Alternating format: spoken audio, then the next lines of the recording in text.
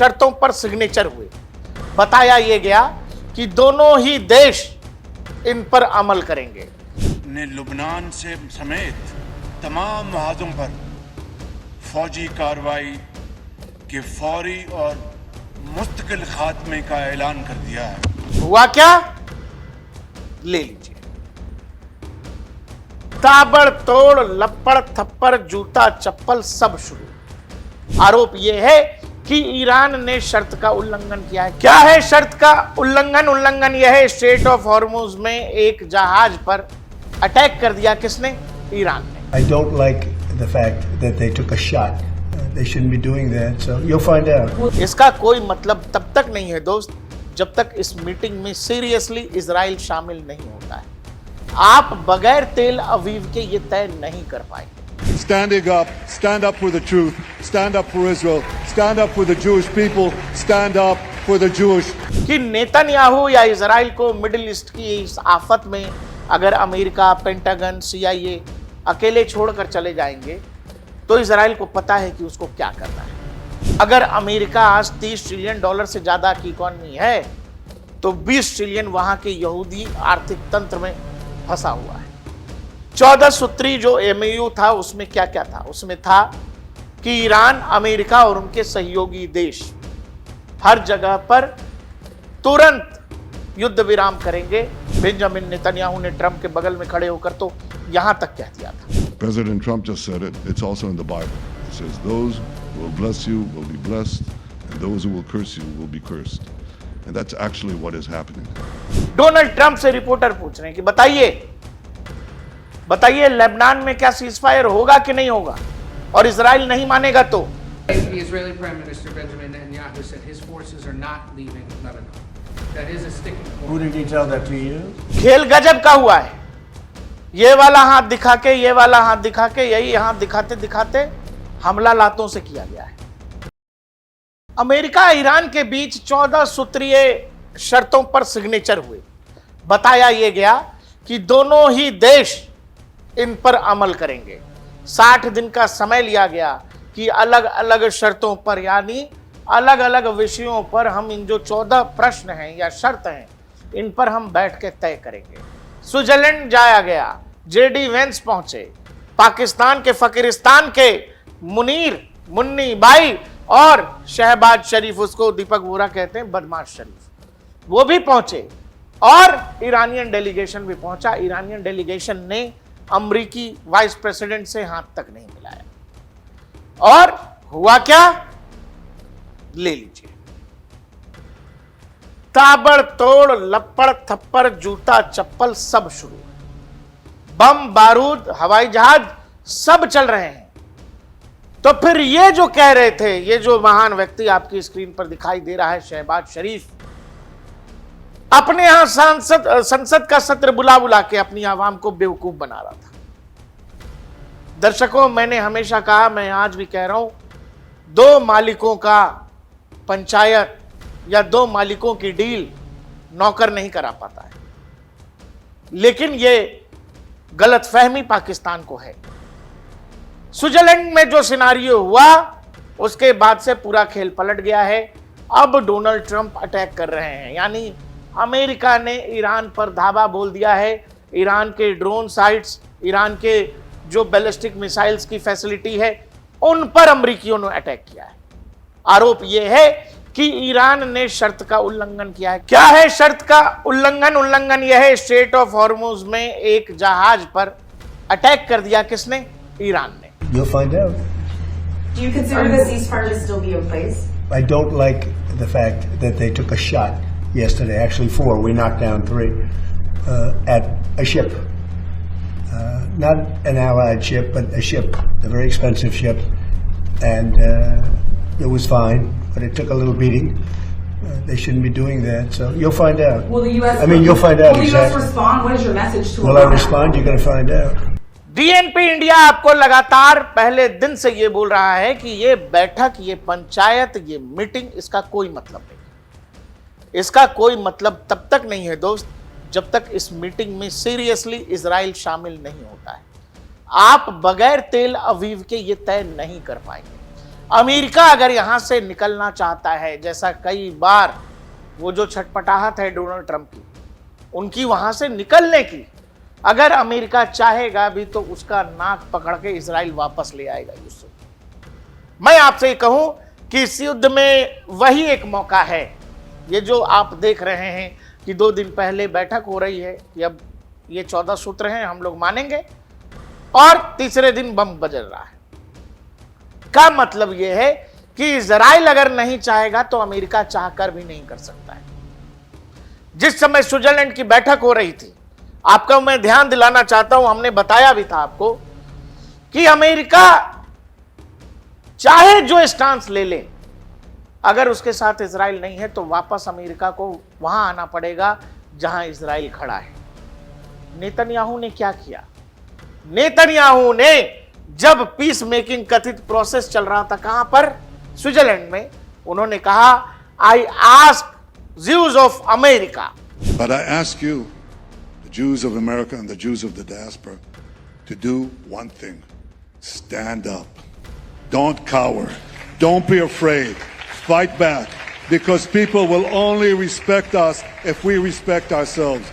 And when they level lies at us, throw back the truth and do it standing up. Stand up for the truth. Stand up for Israel. Stand up for the Jewish people. Stand up for the Jewish future. जी हां, हमने तो तभी कहा था कि यह ब्रह्मास्त्र है Netanyahu और इजराइल के पास, कि नेतन्याहू या इजराइल को मिडिल ईस्ट की इस आफत में अगर अमेरिका, पेंटागन, CIA अकेले छोड़कर चले जाएंगे तो इजराइल को पता है कि उसको क्या करना है। और वो जब होने की आशंका थी, नेतन्याहू ने वो किया जो कोई और भी होता तो यही करता। अमेरिका का पूरा अर्थतंत्र यहूदियों ने ही उठा करके रखा हुआ है। अगर अमेरिका आज $30 ट्रिलियन से ज्यादा की इकॉनमी है तो 20 ट्रिलियन वहां के यहूदी आर्थिक तंत्र में फंसा हुआ है। यानी यहूदी दिमाग और यहूदी ब्रेन या यहूदी हिम्मत से अमेरिकी अर्थतंत्र चल रहा है। वो डेमोक्रेट्स को भी पैसा देते हैं, रिपब्लिकन्स को भी पैसा देते हैं। और इसीलिए नेतन्याहू ने जब कहा कि जो अमेरिकी ज्यूज हैं, आप यहूदी हैं, आप अपने स्वाभिमान की रक्षा के लिए आगे आइए, आप डरिए मत, केवल ये कहना था। और फिर क्या हो गया? ये लीजिए, अमेरिका ने ईरान के मिसाइल ड्रोन ठिकानों पर हमला किया, ईरान ने अमेरिकी सैन्य ठिकानों को निशाना बनाया, कहा सीज फायर तोड़कर पछताएगा अमेरिका। ये शक्ल आपको याद है? ये शक्ल देखिए, इसका दावा था कि ये पीस मेकिंग प्रोसेस में गया था, ये पीस मेकिंग करा रहा था। और इसकी शक्ल जब आप देखेंगे तो आपको ऐसा लगेगा कि एक ब्रोकर जो 2-3 महीने से एक डील में लगा हुआ था, पूरी बुद्धि लगा रहा था कमीशन कमाने की। लेकिन अब जिसका मकान है वो भी, और जो मकान खरीदना चाहता है वो भी, पार्टी ने डील कैंसिल कर दी। ब्रोकर परेशान है। पाकिस्तान की हालत उसी ब्रोकर जैसी है जो स्विट्जरलैंड में नजर आई।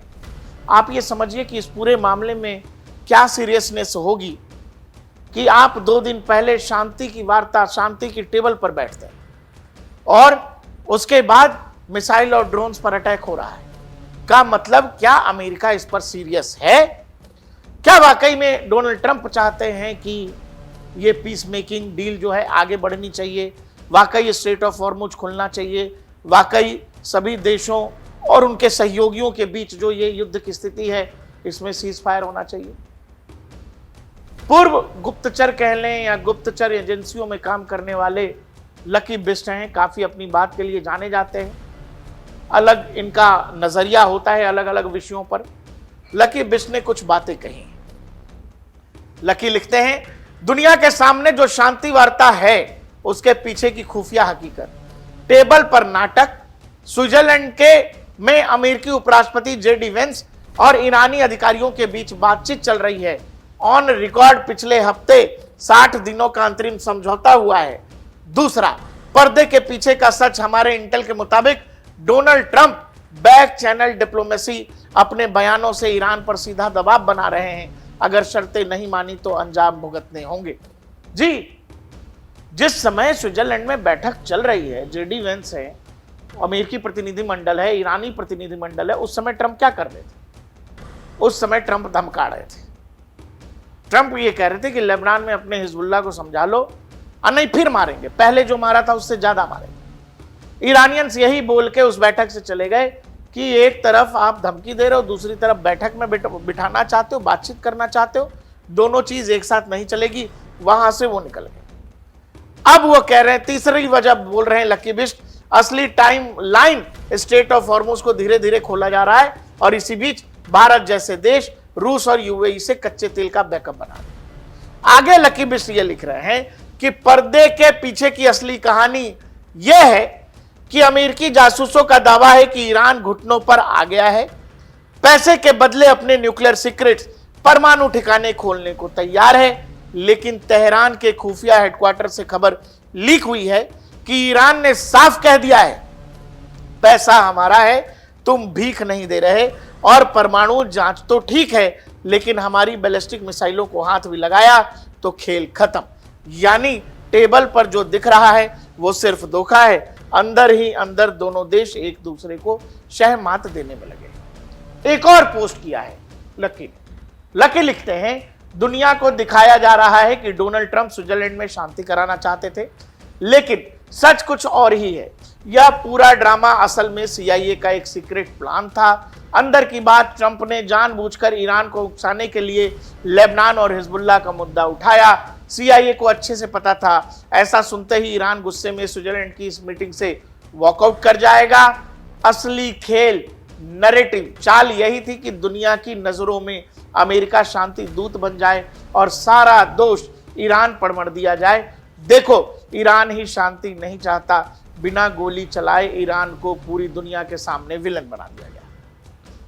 14 सूत्री जो MOU था उसमें क्या क्या था? उसमें था कि ईरान, अमेरिका और उनके सहयोगी देश हर जगह पर तुरंत युद्ध विराम करेंगे और ये उन जगहों पर भी होगा जहां सहयोगी देश है, इंक्लूडिंग लेबनान में भी सीजफायर की बात की गई।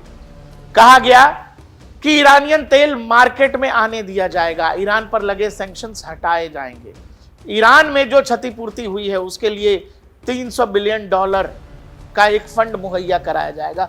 ये कुछ शर्तें थी, 14-15 शर्तें थी। उसमें यह था कि भाई आप लेबनान में गोलाबारी रुकिए, इजराइल रोक नहीं रहा था, इजराइल लेबनान में लगातार बम्बार्डिंग कर रहा था। ट्रंप ने एक बार यह दिखावा भी किया कि वो इजराइल को डांट दें, नेतन्याहू को कुछ कह दें। उस पूरी कहानी पर भी आप समझिए कि वो पूरा खेल चल क्या रहा है। दरअसल इजराइल और अमेरिका दोनों के अपने अपने एजेंडे हैं। इजराइल का तो अपना एजेंडा यह जरूर है कि ईरान न्यूक्लियर पावर नहीं होना चाहिए, भविष्य के लिए अगले 50-100 साल के लिए ईरान को इतना कमजोर कर दो कि ईरान इजराइल के सामने आंख उठाने लायक न रहे। दूसरा, अमेरिकी थिंक टैंक को यह लगता है कि ये जो बीच में डी-डॉलराइजेशन की कहानी चली थी, जिसमें बहुत सारे देश आपस में व्यापार जो है अपनी करेंसी में करने का विचार कर रहे थे। जो ब्रिक्स नेशन है उसमें भी ब्रिक्स बैंक की बात की गई थी, ब्रिक्स करेंसी की बात की गई थी। तो अमेरिका का थिंक टैंक ये मान रहा था कि ये जो नई कहानी चल रही है, डॉलर को चोट यानी अमेरिकी सुपरमेसी को चोट, तो क्या किया गया? पहले वेनेजुएला हुआ। वेनेजुएला होते ही दुनिया का सबसे बड़ा तेल भंडार किसके पास? अमेरिका के पास। अमेरिका थिंक टैंक ये मानता है कि ईरानी तेल भी अगर मार्केट में आ जाए, ईरान पर से वो सैंक्शंस थोड़े ढीले करेगा। ईरानी मार्केट अगर तेल में आ गया तो फिर ये जो पेट्रो डॉलर है ये और कहानी आगे बढ़ेगी, लोग ब्रिक्स वाली कहानी से पीछे हटेंगे। दूसरा, जिस एग्रेसिव तरीके से अमेरिका इस युद्ध में कूदा, उसे अंदाजा था, उसे चेक भी करना था कि क्या रूस अपने अलाई के साथ खड़ा होगा, क्या चीन अपने अलाई ईरान के साथ खड़ा होगा। सबने देख लिया, सबने ईरान को उसके हाल पर छोड़ रखा है। और इसीलिए ये डॉलर वाली कहानी को मजबूती देने के लिए कि डॉलर को कहीं से कोई चैलेंज अगर करेगा उसका क्या हश्र होगा वो देख लीजिए। अपने डॉलर को बचाने की भी एक भविष्य की रणनीति के तहत डोनाल्ड ट्रंप इसमें कूदे। अब क्या होगा? ईरान से जो सैंक्शन हटाने की बात है, ईरानियन ऑयल को मार्केट में लाने की बात है, ये सब करेगा कौन? ये सब करेगा कौन? ये सब करेगी ये अमेरिकी कंपनियां। अमेरिकी कंपनियां ईरान का ही तेल बेचेंगी, ईरान का ही पैसा अमेरिकी बैंक में जमा होगा, और वही पैसा धीरे धीरे धीरे धीरे करके जब जरूरत होगी ईरान को दिया जाएगा। यानी सब कुछ कंट्रोल में किसके रहेगा? अमेरिका के। अमेरिका दुनिया की बागडोर छोड़ने को तैयार है। लोगों को यह लग रहा है कि इजराइल और अमेरिका आपस में लड़ रहे हैं। आपको यह समझना पड़ेगा जो नेतन्याहू कह रहे हैं। नेतन्याहू ये कह रहे हैं कि when I came to President Trump I told him we are going into Iran, I did not ask for permission, I simply informed him. Netanyahu क्या कह रहे हैं? नेतन्याहू कह रहे हैं कि जब प्रेसिडेंट ट्रम्प के पास मैं गया, मैंने पूछा, मैंने कहा कि मैं जा रहा हूं, मैंने उनसे पूछा नहीं, मैंने उनसे परमिशन नहीं मांगा, मैंने उनको बताया। दोनों ही चीजें अलग अलग हैं। नेतन्याहू ने तो यहां तक कहा कि कुछ लोगों को लगता है कि ट्रंप मेरी बात पर चलते हैं, मैं ट्रंप की बात पर चलता हूं, जबकि सच यह है कि दोनों ही देशों के अलग अलग राष्ट्राध्यक्ष हैं, हम हमारे देश के हितों में चलते हैं। बेंजामिन नेतन्याहू ने ट्रंप के बगल में खड़े होकर तो यहां तक कह दिया था, Those who attack us pay a heavy price, but those who partner with us advance progress and security for their peoples. President Trump just said it. It's also in the Bible. It says, those who will bless you will be blessed, and those who will curse you will be cursed. And that's actually what is happening. Netanyahu ने यह कहा कि लोगों ने कहा कि Rafa मत जाओ, मैंने कहा मैं तो जाऊंगा। उस समय बाइडेन प्रशासन था, बाइडेन प्रशासन ने हमें हथियार देने पर रोक लगाया, लेकिन हमने तब भी कहा था कि हमें लड़ना है और उसके लिए चाहे हम अपनी नाखून से लड़ें, लेकिन इजराइल रुकेगा नहीं। ये सारे बयान दिए जा रहे हैं। जिस समय पीस मेकिंग प्रोसेस हो रहा है, उसी समय यहूदियों को उनका स्वाभिमान याद दिलाया जा रहा है। और तुरंत उसके बाद क्या होता है? US aircraft struck Iranian missile and drone storage location and coastal radar site after Iran hit MV Ever Lovely on June 25 with one-way attack drone. आपको यह लग रहा है कि यह नूरा कुश्ती है, यह लड़ाई झगड़ा है, यह दो दोस्त आपस नहीं। नेतन्याहू कह रहे हैं कि यह वैचारिक मतभेद है, मनभेद नहीं। हम हमारी सुरक्षा जरूरतों से बिल्कुल पीछे नहीं हटेंगे। अमेरिका हमसे नाराज होता हो तो हो जाए, कुछ मामलों में हमें अमेरिका को भी नाराज करना पड़ेगा और इससे हम पीछे नहीं हटते। डोनाल्ड ट्रंप से रिपोर्टर पूछ रहे हैं कि बताइए लेबनान में क्या सीजफायर होगा कि नहीं होगा, और इजराइल नहीं मानेगा तो? The Israeli Prime Minister Benjamin Netanyahu said his forces are not leaving Lebanon. That is a sticking point. Who did he tell that to you? खेल गजब का हुआ है।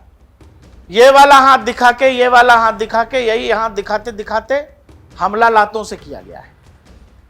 ईरान को बातचीत की मेज पर बिठाया गया, बार बार बताया गया कि वी आर सीरियस, चलिए निगोशिएट करते हैं, चलिए बातचीत करते हैं। और बातचीत करते करते क्या हुआ है? कुछ रिपोर्ट्स ये बता रही हैं कि जो इनरीच्ड यूरेनियम है उसका ठिकाना CIA और मोसाद को मिल गया, और ये जानकारी मिलते ही कोई मतलब है इस MOU का साइन होने का। डोनाल्ड ट्रंप ने G7 की बैठक में मैक्रों के बगल में बैठ करके ये सिग्नेचर किया है। अब उस सिग्नेचर की क्या वैल्यू रह गई बताइए? कुछ घंटों के अंदर ये सब हो रहा है। जानकारी आ रही है जो ईरान का इनरीच्ड यूरेनियम है, जो अमेरिका कह रहा था बीच में कि हम ले लेंगे, बाद में ट्रंप कहने लगे नहीं हमें तो उसकी क्या जरूरत है, हम उसको परमाणु निगरानी संस्था जो है उसके अंतर्गत में ले आएंगे। अब क्या खबर है? खबर यह है कि जो अंडरग्राउंड फैसिलिटी थी यूरेनियम इनरिचमेंट वाली, वहां पर टारगेट किया है यूनाइटेड स्टेट फोर्सेस ने लास्ट नाइट, और उस इलाके में ईरानी गवर्नमेंट ने आम लोगों के आने जाने पर रोक लगा दी है। यानी ईरान के हाथ से सब कुछ फिसलता हुआ नजर आ रहा है। मैंने आपको पहले ही कहा था, पहले ही बताया था, एक चोर जो है, दो अच्छे समाज में जो बड़े हैं, एक चोर पंचायत नहीं करा पाएगा, उसकी बात कोई मानेगा भी नहीं। दो थप्पड़ इधर से दो थप्पड़ उधर से, यही होगा। जो शहबाज शरीफ की शक्ल थी स्विट्जरलैंड में, वो यही थी कि जैसे पता नहीं उसका कितना बड़ा नुकसान हो गया।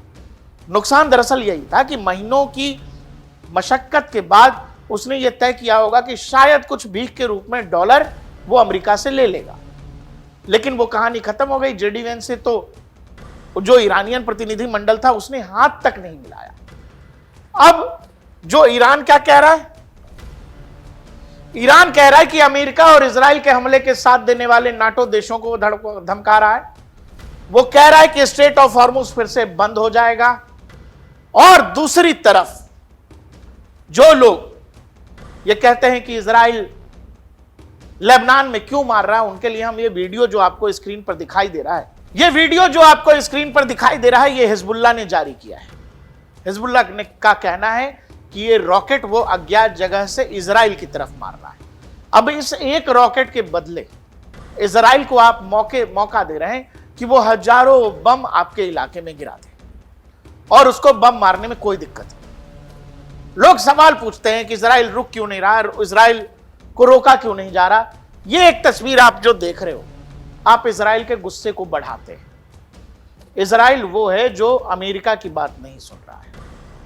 वो अमेरिका जो पीस डील साइन कर रहा है, जो एमओयू पर सिग्नेचर कर रहा है कि चलिए आगे 60 दिन अलग अलग विषयों पर हम बैठते हैं, वो फिर से युद्ध के मैदान में लौट आता है।